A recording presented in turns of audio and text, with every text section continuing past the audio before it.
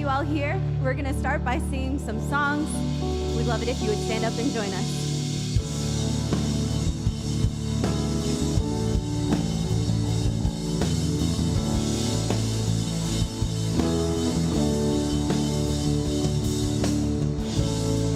Now the darkness fades into new beginnings as we lift our eyes to a hope beyond. All the silence breaks in the name of Jesus. As the heavens cry, let the earth respond. We will not be moved when the earth gives way, for the risen one is overcome. And for every fear, there's an empty grave, for the risen one is overcome. All the creation shouts with a voice of triumph to declare the reign of the Lord our God. All creation shouts with a voice of triumph to declare the reign of the Lord our God.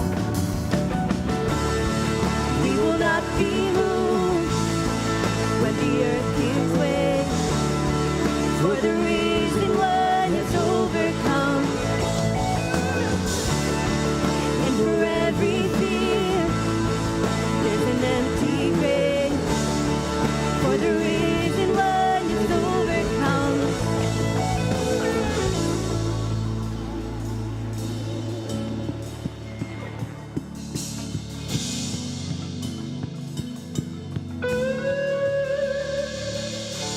He shall reign forever. Strongholds now surrender, for the Lord our God has overcome.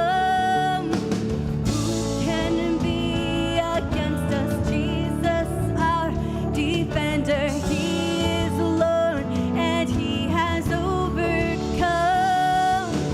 He shall reign forever. Strongholds now surrender, for the Lord our God has overcome. Who can be against us? Jesus our defender. He is Lord and he has overcome. We will not be moved when the earth gives way, for the risen one is overcome. And for every fear, there's an empty grave, for the risen one is overcome. We will not be moved when the earth gives way, for the risen one is overcome. And for every fear, there's an empty grave, for the risen one is overcome.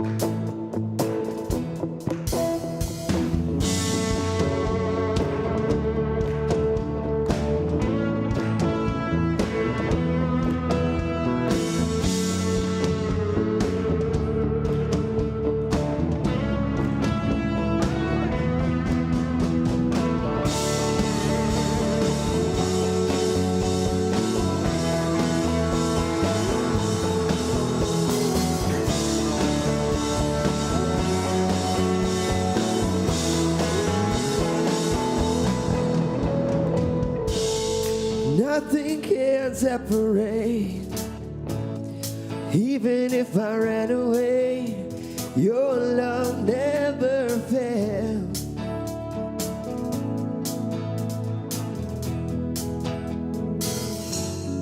No, I I still make mistakes, but you have new mercies for me every day. Your love never fails. Come on, sing it out. You say, you stay the same through the ages. Your love never changes. There may be pain in the night, but joy comes in the morning. And when the oceans rage, I don't have to be afraid, because I know that you love me. Your love never fails.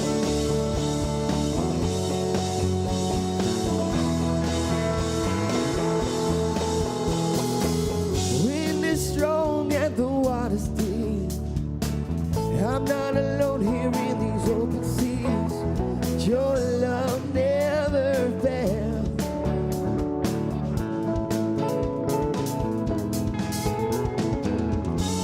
The chasm is far too wide. I never thought I'd reach the other side. Your love never fails. Sing it out. You stay the same through the ages. Your love never changes. It may be late in the night, but joy comes in the morning. And when the ocean rage, I don't have to be afraid, because I know that you love me. Your love never fails. No, your love never fails.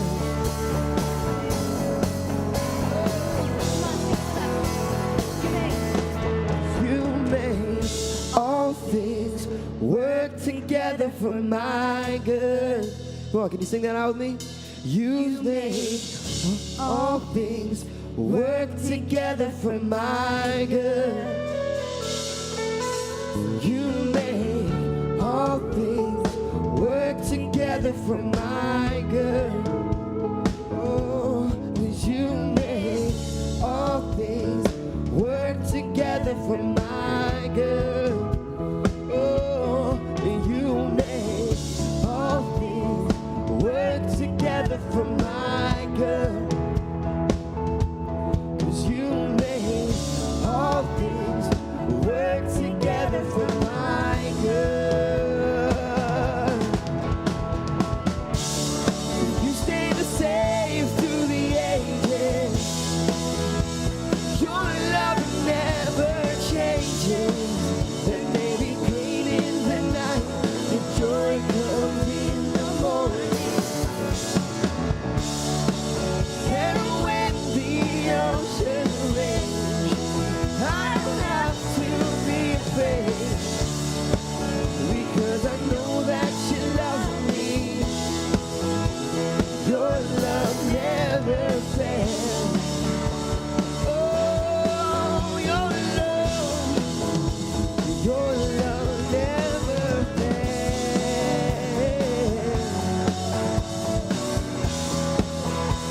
Your love never fails.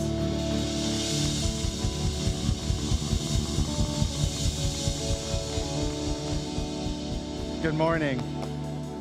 Welcome to Encounter Church. My name is Chris Causey, and I am the lead pastor here.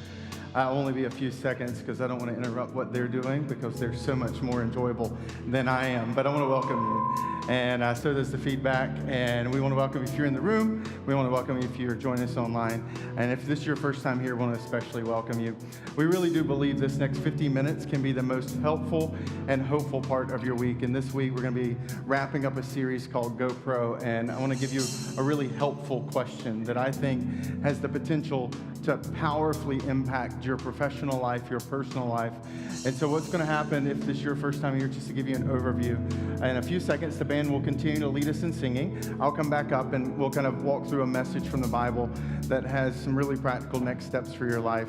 And then we'll wrap up the day with the band leading us in a song just to reflect and process through what the message was about. We give you 2 tools that just put in your hands. When you walk in the door, you were handed a paper piece of sheet that has, it's like the paper version of the electronic version of our app. And you can download our app at encounterchurch.com/app. And what it's there for is for you to be able to engage with the message. All the Bible passages are preloaded. There are questions for you to process through already loaded. And but it also gives you an ability, if you want to, if there's a way that we can pray for you, kind of step into your journey with you and help you take some significant next steps. Both the paper and the app allow us to step into that journey with you. So thank you for being here today. The band's going to lead us, continue to sing, and we look forward to a hopeful and helpful day at Encounter Church.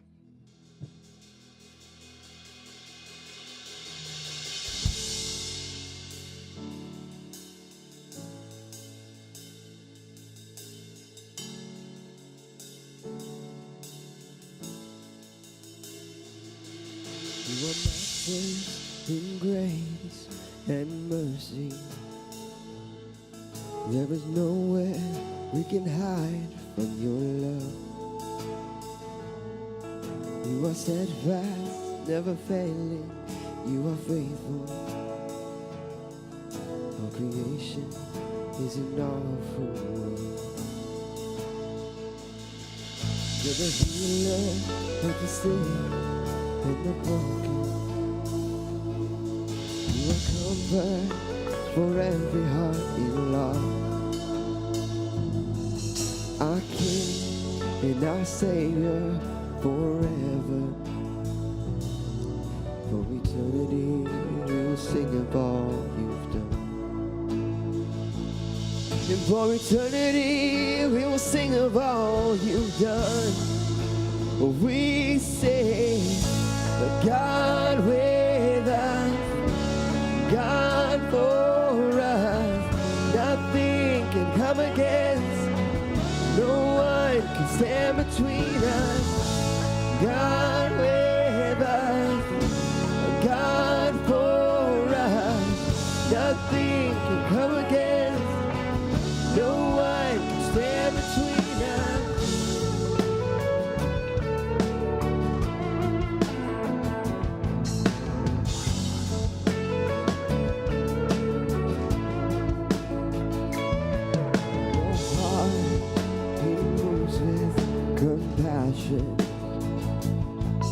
There is life, there is healing in your love. You're the Father, the Son, and the Holy Spirit. And for eternity we will sing of all you've done. Sing it out. We sing, God with us, God for us. Nothing can come against, no one can stand between us. God with us, God for us. Nothing can come against, no one can stand between us. Nothing can stand.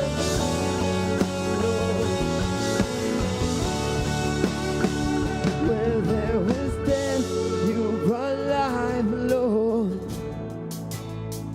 Where there was fear, you brought courage. And when I was afraid, you were with me.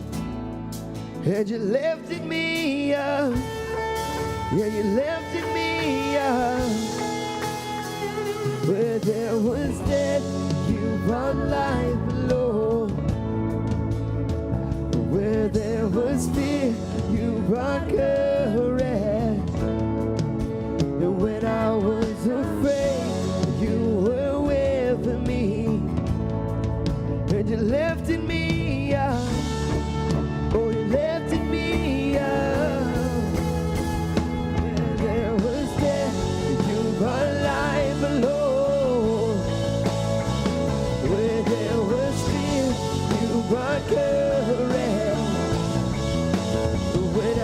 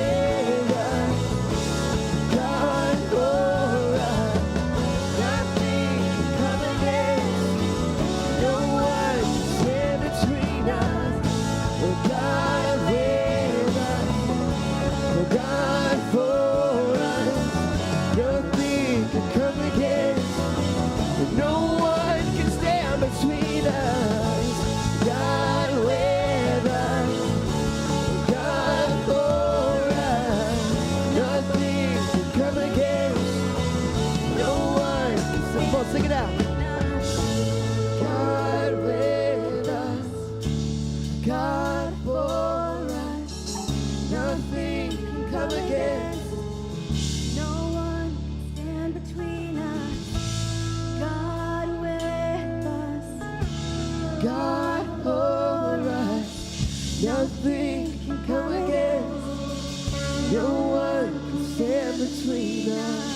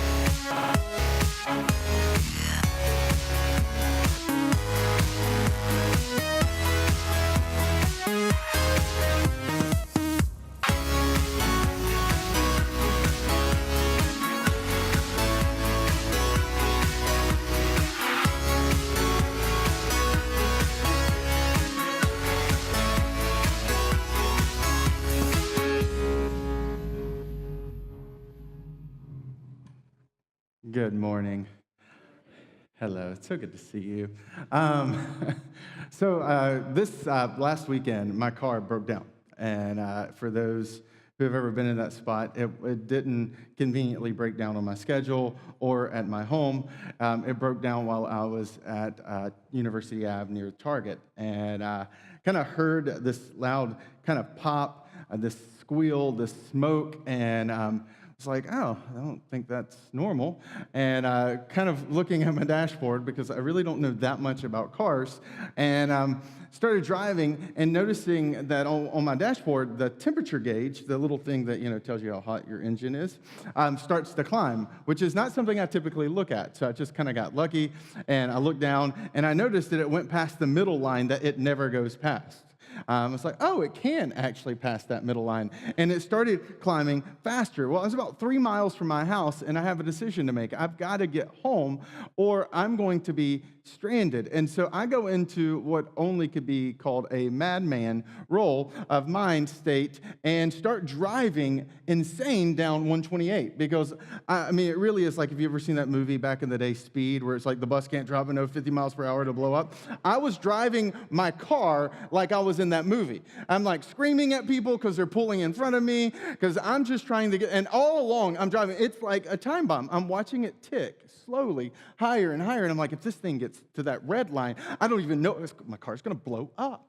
Right? I don't know. I've never seen it get to the red line before, but I'm watching it get higher and higher. I'm screaming at cars who are getting in my way. I'm flying around them, and I pull up to my house and kind of just slam on brakes, and the car is like steaming, and it smells horrible, and I get there right before it hits the H, and I'm like fist pumping the air because I'm awesome, right? And so I then do what any normal person does. I go upstairs, and I start Googling what potentially could have made my car do that. And I'm learning about the coolant system. So I go downstairs, and I open up my hood, and it's like, just pours out. And I'm looking around, trying to figure out, I'm like, that's the engine there.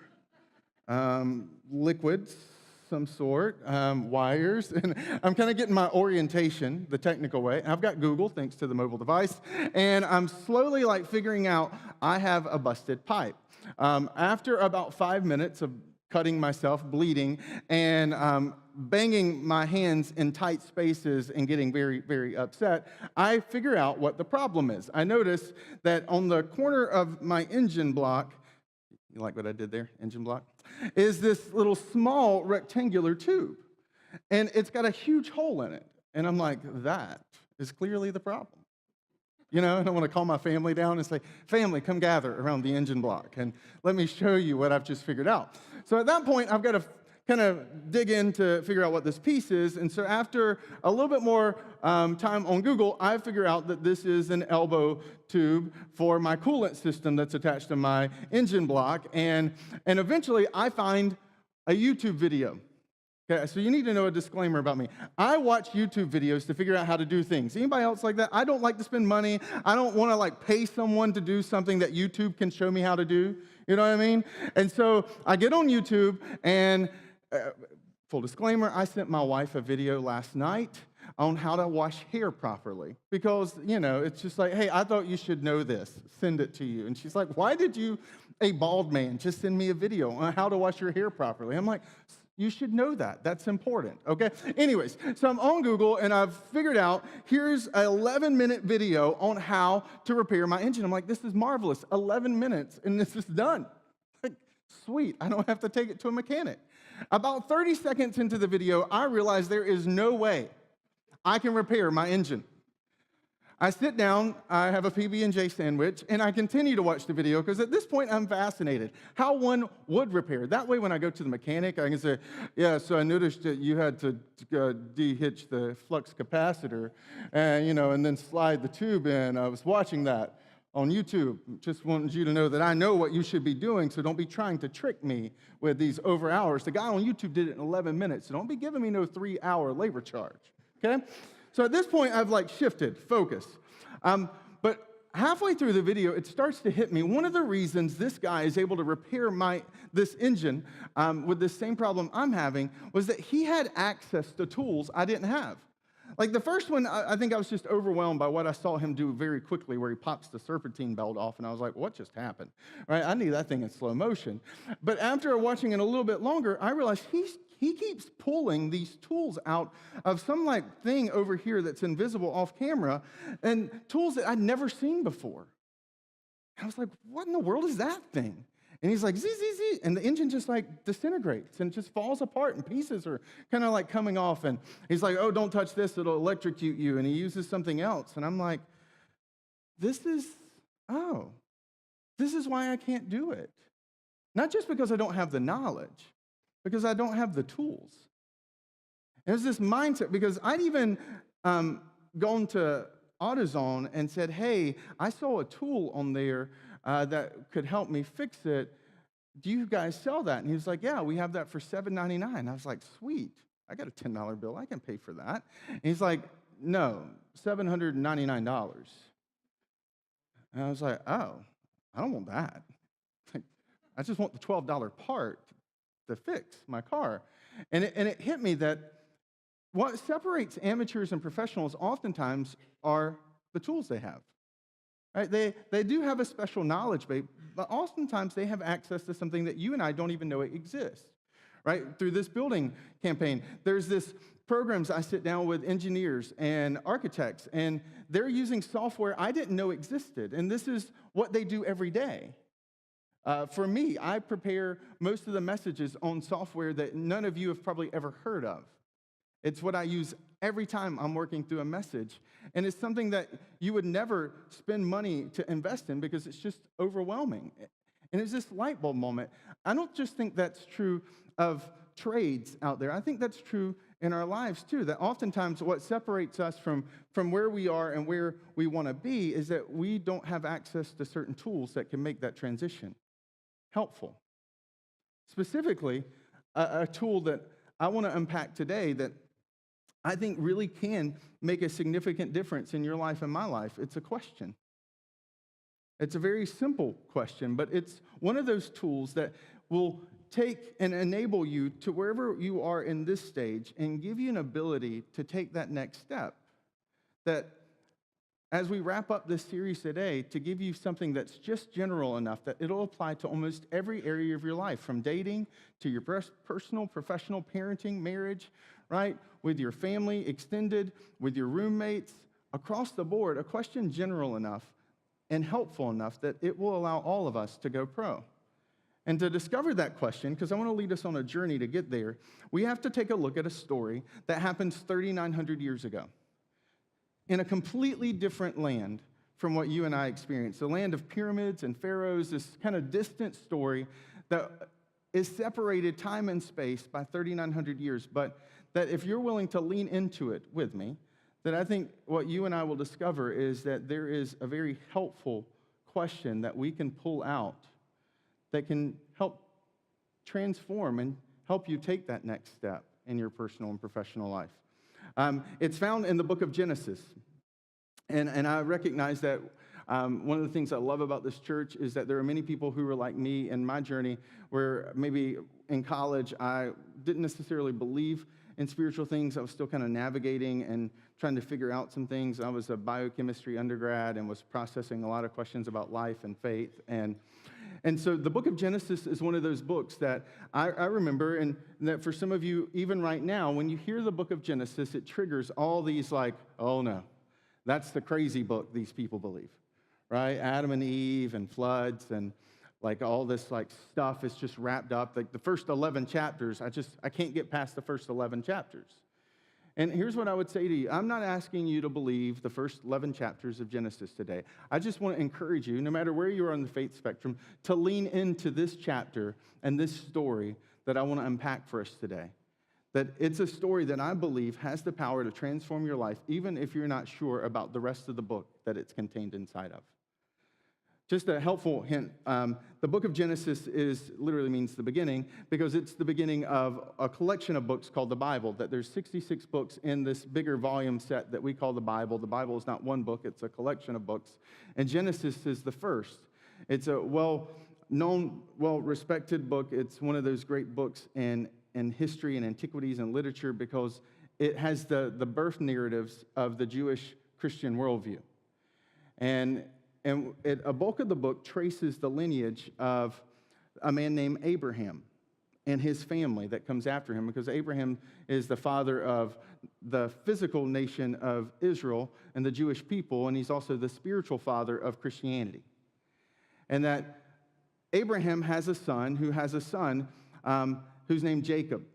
And Jacob is a guy who goes by another name later in life named Israel. And that's where this physical nation of Israel gets their name, is from a guy named Jacob. Jacob actually has 12 sons, which is a little hard to wrap your mind around. Can you imagine having 12 sons? My mom had 3, and I'm pretty sure we forced her to have counseling, right? And so 12 sons.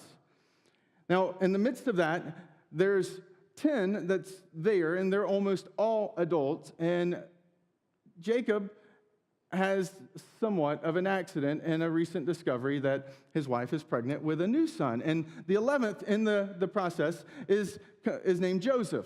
Joseph's small, and all the other brothers are older. And Joseph, because his father's older, gets a little bit of special treatment. There's a famous Broadway play that kind of points to this, where he gets this special coat of many colors, and him wearing this coat, kind of strutting around like he's a special thing, invites some jealousy, and what ends up happening is this tragic incident where his brothers, one day out in the field, separated from his dad and the rest of the family, sell Joseph into slavery and go home and tell their father that he was killed by an animal. And that's the storyline I want us to jump into and pick up on, is this young man who is no older than a middle schooler, who's just been sold into slavery because of the jealousy of his brothers. And he's picked up by a group of people, and he's taken almost 1,000+ miles to a land where they don't speak his language, where they don't have his customs, and he's sold into the household of a man named Potiphar. And if you have the Encounter Church app, you can follow along with me. Verse 1 of chapter 39. Now Joseph had been taken down to Egypt. Potiphar, who was an Egyptian, who was one of Pharaoh's officials, and specifically was the captain of the guard, bought him from the Ishmaelites who had taken him there. So Joseph has been originally purchased by these group of people known as the Ishmaelites, who were slave traders. They take him down to Egypt. And one of the people at the slave market that day was Potiphar, who's a really influential, powerful man in Pharaoh's court. And this is about the 12th dynasty of the Egyptian pharaohs. This is a little south. This isn't like where you think of the Great Pyramids are today outside of Cairo. This is almost the southernmost point of the Egyptian empire at this point. This pharaoh that who's ruling at this time actually builds what is known as the White Pyramid, which is kind of this famous unexplored pyramid in Egyptian history. And Pharaoh Potiphar is his captain of his guard. Potiphar purchases Joseph. Joseph's a young kid, and he starts to notice something. In verse 2, the Lord was with Joseph so that he prospered. and he lived in the house of his Egyptian master. You see, something about Joseph was that Joseph seemed to have God's favor. Everything Joseph did just worked out well. Things just turned out good for Joseph. Whatever he was entrusted with prospered. And Potiphar starts to notice that. Right? In verse 3, it says, when his master saw that the Lord was with him and that the Lord gave him success in everything he did, Joseph found favor in his eyes and became his attendant. Potiphar put him in charge of his household, and he entrusted to his care everything he owned. And from the time he put him in charge of his household and of all that he owned, the Lord blessed the household of the Egyptian because of Joseph. The blessing of the Lord was on everything Potiphar had, both in the house and in the field. And so Potiphar left everything he had in Joseph's care. With Joseph in charge, he did not concern himself with anything except the food he ate. Now Joseph was well built and handsome. So what we see kind of unfolding is that Joseph is really gifted. God's hand is on him. He's being blessed. Everything he touches works out. And Potiphar notices, and he begins to get constant promotions. He goes from being purchased as a slave, which would have meant a little bit more of lowly duties around the house. Potiphar notices everything he does well. And so then he makes it into his household, and he's now a household slave, but he keeps doing that well. And now he goes from being a household slave to now he's in charge of the house overall. Now he's Potiphar's right-hand man. Potiphar is no longer even worrying about anything in his home. The only thing Potiphar thinks about when he wakes up in the morning is, what am I going to eat? Right? And if you happen to be a teenager in the room, that's where you are right now, and I would encourage you stay there. That's a good place to be in life, isn't it? For the adults in the room, our first thought when we wake up in the morning for our biggest problem of the day is not, what am I going to eat today? But that's how good Joseph is managing everything. The only thing Potiphar worries about is, should I have this or this for lunch? But the problem is that Potiphar's not the only one noticing Joseph. You get a little bit of a hint when we read that Joseph is both well-built and handsome. The writer of Genesis is wanting to understand something about Joseph. It's not that he just looks good right here. He looks good from here all the way down. That's why it uses two different descriptors. It says he's handsome, he's pleasant in face, and he's well-built, which is he's pleasant in form. Right, this is the exact phrase that my wife uses when she describes me to her friends. And why are you laughing? Okay, I'll talk to my counselor about that later, right? But this is what describes Joseph. He looks like a model. And Potiphar's wife starts to notice Joseph too. In verse 7, we kind of pick up on this. And after a while, his master's wife, took notice of Joseph and said, "Come to bed with me." Pretty direct, because he's a slave. He doesn't really have the power or authority to turn down or to reject. He's property in this household. He's not a person. He's property. And she keeps propositioning, keeps pressing. She keeps persistently saying, hey, trying to catch him. In verse 8, you see that he refuses. He says, with me in charge, he told her, my master does not concern himself with anything in the house. Everything he owns, he has entrusted to my care. No one is greater in this house than I am. My master has withheld nothing from me except you, because you are his wife. How then could I do such a wicked thing and sin against God? And it says, though she spoke to him day after day, he refused. Not only just to acknowledge her proposition, but to even be with her, period. He starts to avoid her until what eventually happens is one day he goes into his house, he goes into Potiphar's house to execute the duties he has, and there's no other servants or slaves around, and it's just him and her. And she essentially tries to assault him. And he has to run out of the house without any clothes in order to flee her. And this is where Joseph's life now is.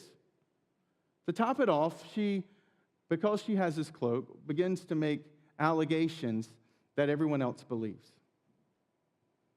That everyone else thinks that this slave has tried to assault this high-ranking official's wife. And people believe it because, let's just be honest, that's the normal narrative, isn't it? That's the narrative that you expect a slave boy who has nothing going for him in his life to play out. Everyone else believes it. And I think the reason that people would tend to believe that narrative is because most of the time, if we're not careful, our default operating of our brain is to make decisions based on two things: the seeking out of pleasure and the avoidance of pain. To oversimplify, but to dig into your decision-making and mine, most of the time, if we're not careful, our decisions are based on one of those two things. We avoid conversations with our spouse because we don't want the pain of what might happen, right? We turn to a substance or to television to get pleasure to numb the pain. I mean, this operating default of our brain tends to be what guides most of us in our decision-making if we're not being careful. You see, I've seen it read, and I think this captures it succinctly, that our brain tends to be better suited for survival, not success. And that's why everyone believes the narrative. They're like, oh, yeah, avoidance of pain, seeking of pleasure, of course this is what he does. But that's not what he does. He runs. He chooses success, not survival. He chooses purpose. He makes this very purposeful decision instead of trying for pleasure or pain. And this is the moment that I want to dig into, because underneath his response and reaction is a whole way of understanding the world and a question that I think has the impact to make a difference in our own lives. You see, I believe that we are all faced with moments like this quite regularly. It may not be nearly as dramatic, but they're just as decisive. It may not be in the realm of physical attraction. It may not be this storyline played out, but the subtext does, where we make a decision where we sacrifice our future for something in the present that we later regret. That we shortchange what we could have in the future for what we have to have in the present. That many of us, even though we are no longer toddlers, we still have that toddler instinct in us that screams and declares, I want it now, even if what we want isn't for our best. And that's why I think this Joseph story can be so powerful, is because Joseph does something that goes completely against the grain of what most of us would choose in a similar moment. And so why does he do why does he say what he says? What does he, like, I think when you read the Bible, you should interrogate the text. Like, the Christians, so if you're a Christian in this room, we should be people, when we read the Bible, that give it a greater scrutiny than anyone else. Because we really believe these words. We think these words have life and hope. I think we should be mindful, thoughtful readers when we read the text. Not just like we're not brainwashed. We're not just following it. We engage with it because we really believe there's life tucked inside of it. And when you read this story, there's something I think that jumps out if you're being thoughtful about it. And it's Joseph's response. Why does he respond the way he responds? It's really a weird response, right? He doesn't just say, no, get away from me. He doesn't blow some whistle and scream for help. He responds to her with this really interesting, he says, with me in charge, my master does not concern himself with anything in the house. Everything he owns he has entrusted to my care, and no one is greater in this house than I am. My master has withheld nothing from me except you, because you are his wife.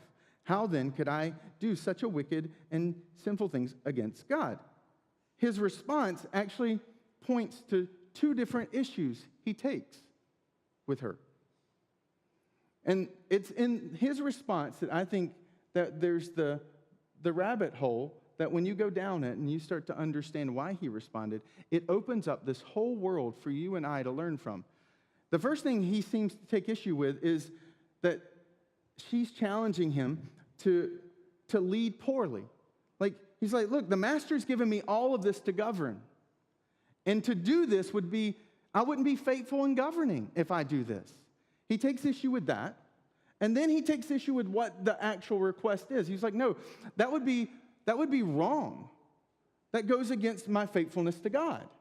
He has these two different reasons for why he responds the way he responds. And to get that answer is to go back in Joseph's history. And if you were to flip back a couple chapters and you were to read Joseph's life, what you would see is that Joseph, in his early years, had a very defining moment. He was captured by a dream of being a leader one day that was both faithful in how he led and faithful to God in how he did it. That if you go back in Joseph's story, when he was little, he dreamed about being a leader, a really great leader, and he talks about it. It's actually that him talking about that dream he has that makes his brothers even more jealous. He has a dream of being a great leader and following what he believed to be his great God. And this woman and her request violated both of those two directional compass points in his life. When he was a young boy, he had already decided what he was going to be known for, and what was going to define who he was how he was going to lead and his faithfulness to the Lord. And this is really critical because Joseph had decided beforehand what he valued in life. So he wasn't as swayed in those moments where his desires roared or when opportunities knocked. He didn't react. He had already decided. And that's why I think Joseph responds the way he responds, is he wanted to be faithful in how he governs, and he wanted to be faithful to God. And those two directional markers for his life influence the decisions he makes. If you notice, right, that it's not just that he says no to her the first, the second, the third, the fourth, and the fifth time. He then starts to avoid her. He's like, this crazy woman, he doesn't even get around her at all. He starts to organize his schedule to avoid being in her presence. And it's only when she finally corners him and that he's stuck that she finally have an opportunity to ask again. And this time she makes a move and he runs out of the house without any clothes, because that's what happens when you have your cloak taken. So it doesn't just define these directional markers for his life, it influences the decisions he makes. And so I want to transfer that into our lives. I want to consolidate it for where you and I are. There's actually two questions I want to give you. The second's the powerful one, but the second one only has teeth if you've answered the first one. So here's the first one. And I would encourage you to write this down, put it in the notes, because this is a critical question you and I have to answer. Is what do you want to describe the me you want to be? Or to say it even simpler, what describes the me you want to be? When you think about your future, when you think about your life, when you think about that future me, what are the words? What are the descriptors? What do you want people to say about that future me? And I think that's important to ask. Most of us have never sat down and reflected, where do I want my life to end up? Where do I want my life to go? When I have a funeral service, there's going to be that day. What will people say about me? Because it'll be that day where your life is taken and measured by those people who know you. It's that day that those words will hopefully be used to describe you. But what words do you want to use? What characteristics, what traits should describe the me you want to be? If you answer that question, then I think you're in position to answer the second one. For me, I've already answered that question, and I'll go ahead and tell you what both of mine are. Just because this is something I think is critical for us making these decisions that lead to a life of better decisions than fewer regrets. And one is that as a Christian, I sincerely believe that there will be a day I take my last breath on planet Earth, and that the name of Jesus in that moment becomes the face of Jesus. That Jesus, the name, will become Jesus, the face that I'm looking into. And in that moment, I want so desperately for my eyes to look into his eyes. And with all of what comes with that, for him to say, well done. You did a great job, buddy. Come on in. I think that most of us, quite honestly, never move past that part in our heart as a child who just wants our parents to be proud of us. Not proud means loved. I know I'm loved. My daughter knows she's loved. But there's still those moments where she works really hard and she comes into the room and she slides that piece of art in front of me and she says, "Look, Daddy, what I made for you." And I swell up and I say, "Well done, darling." And I deep down inside want that from him to me. I'm just being very honest and candid with you. And I know for some of you, that is like craziest thing in the world, that my entire life is being lived for an imaginary creature to say, "Well done," in your mind. But I'm telling you, from the core of my belief, I believe that day that we all have, that name will become a face, and I want that face to look at my face and say, "Well done." And then my second is that I want those who know me the best to love and respect me the most. I've watched a lot of people live their lives where people who did not know them the most or the best respect them the most. And the ones who did know them the best respect them the least. We're watching that play out in our personal life right now, and it is breaking our family's heart, watching someone make those kind of decisions, where people around them respect them more than us who are part of him. And I'm like, I love you, but I don't really, what drives me is not that you stand around my deathbed one day and you respect me the most. It's that my wife and my daughter, my family, the ones who watched me up close, say, that's the guy I respect the most. That's the guy I love the most, because he was more real off stage than he ever was on stage. On stage, he was limited by his ability to speak, but off stage, he was not limited because he just lived what he believed full out. And that those two determining goalposts in the ground set the trajectory, the direction of my life. That's how I want to live my life.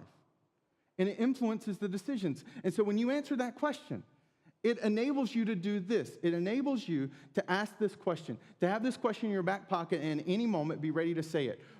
When that moment happens, I believe what was going on underneath the surface for Joseph was presented with this proposition. And subconsciously, it was like, will this help me be the me I want to be? Will this help me be the me I want to be? And the answer is no. No, this will not help me be the me I want to be. The me I want to be is faithful in how I lead and faithful in my love for the Lord. And this moment, everything about this moment goes completely against what I want out of my life. And so what does he do? He runs from it.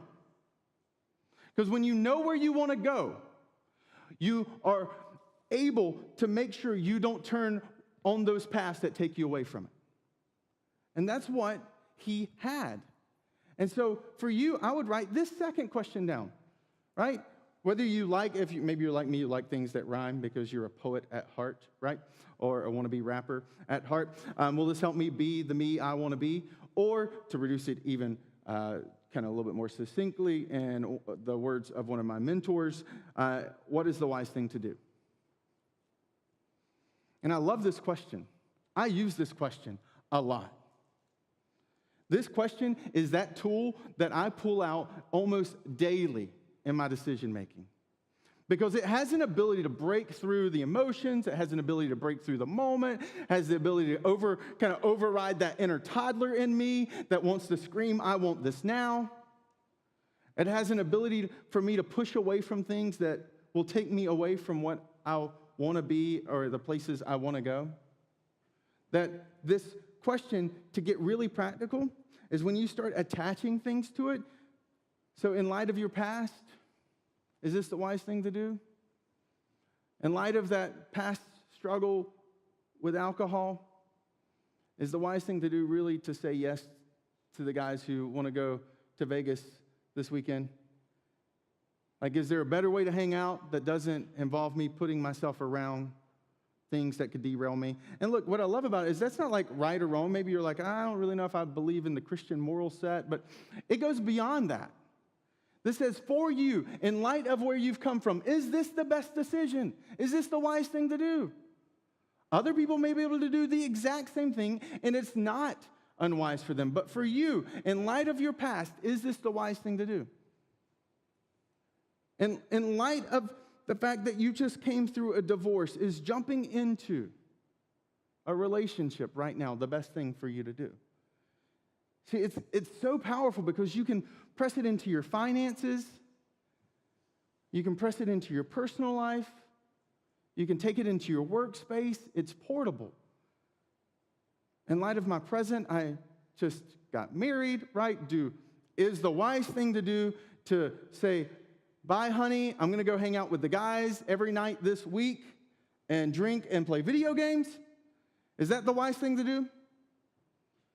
Probably not the best move if you've just gotten married, to not spend time with your wife and hang out with the guys playing video games like you used to do. It wasn't anything wrong with it, but is that the wise thing to do? Is that going to help you build this relationship that you want to build? That it really has an ability to pull back all those things that detract, and gives us clarity. It's one of those questions that breaks through and I think even helps guide us into our future. In light of your future, hopes and dreams, and where you want to go, that first question, what do you want to describe you? Is it wise? Is this the wise thing to do? If you want to be known for your generosity, or you want to be known for the way that you're open with your time and your resources, and that you're just this person that people can trust, then are you making decisions in alignment with that? For me, to go back to what I said are some of my values, it means I say no to things. Or sometimes it means that things get produced at a level that I'm not okay with because I'm not fighting for their approval. I want to make sure that those who know me the best and love me, like those who are closest to me, respect me the most. That means I say no to dinner appointments sometimes because I have a certain amount of meals that I'm going to eat every week at home. Again, that's not for you, that's for me because this is where I want to go. And what's wise for me is to make decisions that take me there. That it gives us an ability to say, okay, this is the kind of spouse I want to be, or this is the kind of parent I want to be. Then what's the wise thing to do in this moment? Maybe you're like, I grew up in a household where guilt, condemnation, and shame was the way that things were driven and the way decisions were pressed onto me, and I always felt like I was a little less. Then that means if you want to react and you want to lead where grace is what defines your household, where it's not guilt and shame and condemnation, but you want to lead differently, that means that in those moments when you have an opportunity to parent or discipline your child, that you in that moment are taking steps towards that place. It means if you want to be faithful to your spouse, that means you don't go out with the coworker after work. I mean, you just start to press into places. And this is a question that I think has an ability to do what happened to Joseph for it to happen to you and me as well. It helps us pick better potential mates because you're like, they're cute. They seem to have the handsome and well-built thing going for them, but they make really stupid decisions. And when I think about my life 15 years from now, I don't think well-built and handsome, and let's just be real, well-built and handsome does not last for 15 years. Okay? My wife's working on 12. Just saying. That at a certain point, like that character starts to become a lot more important than that well-built and handsome, because that fades away. And it's, okay, is this how I can see my life going? Is this the type of spouse I want? I mean, this question keeps poking its head into every area of our life. And I think it's one of these general tools that can make a difference. And here's why. Because none of us ever sat down and said, I want to wreck my life. I want to destroy my marriage. I want my kids to hate me. I want to be riddled with debt. I want to make sure that everyone around me knows that I'm untrustworthy, I'm undependable. Like, that's my life goals. Like, none of us sat down and wrote those things on a sheet of paper. No one plans to ruin their life. But the problem is no one plans not to. And this question allows you to plan not to. For that moment when it pops up, that moment that could ruin your life, you've already decided beforehand, and you've got the tool in your back pocket to pull out in the moment that protects you from that moment completely ruining and destroying. I mean, this question is powerful. I've been practicing this question for almost 10 years now. And it has saved me from destroying my marriage. It has saved me from destroying our finances. It has saved me from countless other things, just being very candid with you. Because when you know where you want to go, and you have a tool to guide you that way, and you're willing to use it, what you find is that you have a plan not to ruin your life in place. And you've got the tool to help you.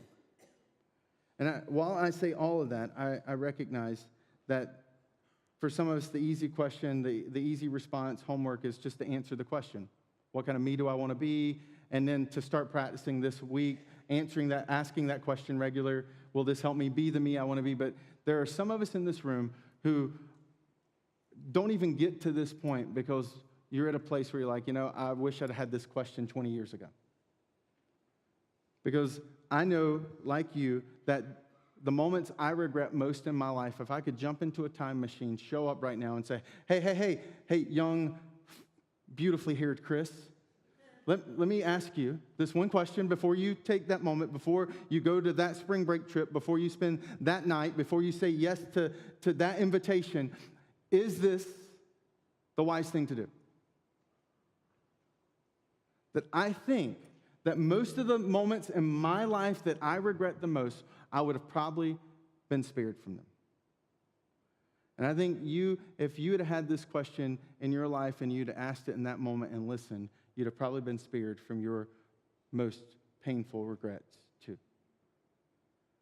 And that the beauty of Christianity, the beauty of the message of what we just celebrated a few weeks ago at Easter is that through the cross and the resurrection, there is freedom and there's forgiveness from our past. That there is freedom and there is forgiveness from our regrets. That what we have done in the past or what we have done even into the present does not have to define us, categorize us. It does not have to set and determine our future. That there is a God that I sincerely believe, because of the cross and because of him coming back from the dead, has the ability to step into your life the way he stepped into mine and to hit, not just reset, but to completely redefine and to resurrect those broken parts of your heart. To take even the broken things and to somehow in the midst bring beauty out of them. That's the beauty of the Christian story. That's the declaration of Easter. And that for some of you, the homework, before you even get to these two questions, is to go back and watch the Easter service a couple weeks ago. And just let that sink in at a deeper level. Or to, on the connection card, say, hey, I'm interested in exploring faith more. Or I have some questions or some doubts that I've always wrestled through that I'd like a safe place to ask. To click on the connection card. And for some of you, I've even loaded up, like I said last week, I put a video in the app under the Exploring Faith icon so that you can have a private space and place to process through these questions of faith and life. And have a safe place to ask some of those things that maybe you haven't been able to ask or think about before.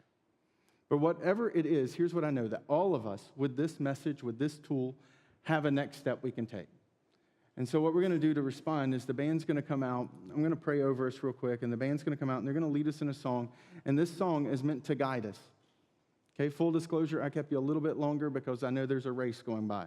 And I know you're going to be trapped anyway, and if you're going to be trapped, I said, let's go deep, okay? The worst thing is it'd be better sitting in here in air conditioning in your car screaming at people running by, and you're stuck. And so I want to pray over you because I think there's a next step for all of us. Who's the me that you want to be? Will this help me be the me I want to be? And have I ever looked at the message of Christianity as the chain breaker, the declaration that I can be free and forgiven? Let's pray. Jesus, thank you. Thank you that you care about us, that you desire that our lives would be marked with life and hope, forgiveness and freedom and grace, that you care about how we live our lives, and that you aren't out to get us, but that you, as a good father, desire something for us. And I pray that even now, that in our hearts and our minds, that you would begin to help us pull out those moments, those future moments, those future words that we hope would describe us one day. That you would, in our hearts, start to pull out those moments that we've allowed to imprison us, those regrets that we've allowed to define us. And that with the beauty of the Easter story of the cross and the resurrection, that you would remind us that in you and faith in you, there's freedom and there's forgiveness. And I pray that we would go out of this room today as people committed to going to taking that next step in our personal lives, our professional lives, with a powerful tool to help us in that journey. And thank you for that tool. Thank you for that question. Thank you for that care that you have for us. In Jesus' name I pray. Amen. And I want to go ahead and invite you to stand. The band's going to lead us. And in the midst of this kind of response time, it's there, like I said, for us to be able to process through questions. Those questions that I gave you in the midst of the message. It's also a place for, you'll notice there's a basket being pushed around. And that's also there for those who maybe want to use the connection card. And you say, hey, will you pray for me? Will you pray this week? I'm going to sit down. I'm going to go to lunch. I'm going to sit down with a journal or a notebook or my phone, and I'm going to start to write the words I want to describe me. Will you just pray for me to even like have some idea of what those words could be? And this is where you could write on the connection card, hey, will you pray for me to know what those words should be for the future me? And you can even make it rhyme like that. Make it even easier for me. Okay? Or for those who maybe are here for the first time, you say, look, I just want to get to know more about this church, and I want for you to get to know me. This is where on the connection card, you can just fill it out, drop it in the basket. For those who call Encounter Church home, we carve out this space for us to practice generosity. One of the things that marks this church and who we are is that we're generous people. We make a difference. That we believe a church should be known for what they do for, period, not what they take from. And so we practice that generosity because we as a people practice that generosity weekly in this space that we carve out. And then for some of you, maybe it's, hey, I want to jump in, I want to start serving. That whatever that next step for you, even if it doesn't necessarily apply from the message, the app or that sheet can be your next step for you to drop in as you pass through. So band's going to lead us. We're going to sing, respond, and then someone will be up to close us out as we go into our day.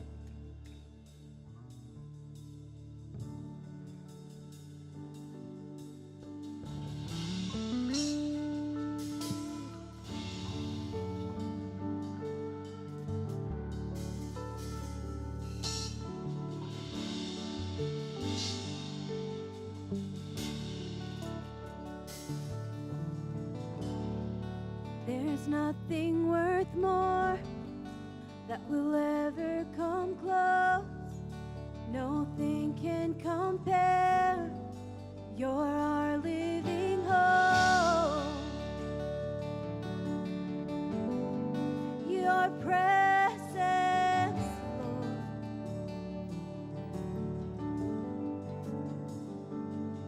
Lord.